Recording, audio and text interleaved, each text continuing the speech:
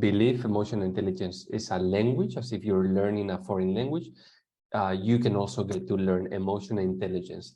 This means that is a skill that is trainable. A roadmap for today, like I said, getting more familiar with stress, getting more clarity on what are my responses, and micro practices along the way. Stress, what it means is the body's immediate reaction to a perceived threat, a challenge, or a scare. Stress is very related, it's very linked to your own perception. And as you may know, perception is not something universal. Stress is quite related to survival, because it's a system that is about minimizing the threats and maximizing the rewards, right? And I think we can see this in three different levels: the physical, the emotional, and the cognitive. And when we're stressed, we tend to go to very specific cognitive patterns and very specific behavior patterns.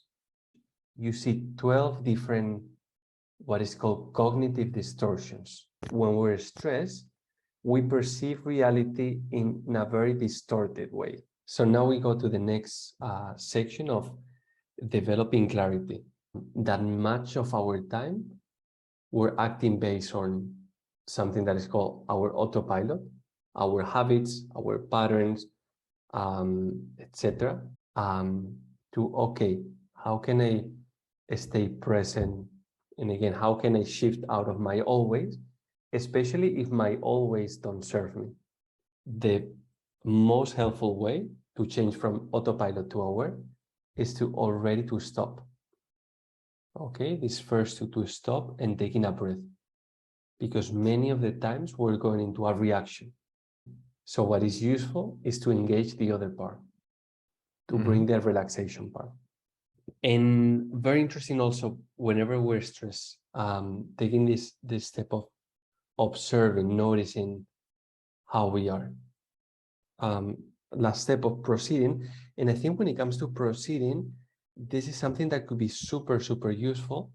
It's called nonviolent communication. And in nonviolent communication, this is a framework to have conversations, especially difficult conversation. But for the sake of this call, we're just taking a look at something that is called the needs, the human needs. The invitation is to really bring it to your day-to-day life.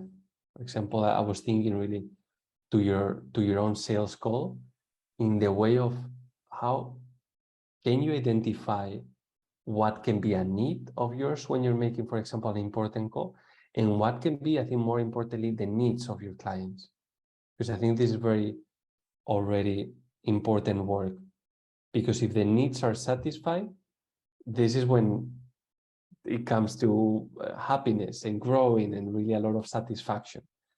When they're the unpleasant emotions that we saw at the beginning, like frustration, disappointed, anxiety, this, what is saying to us is that the needs are not met, are not satisfied.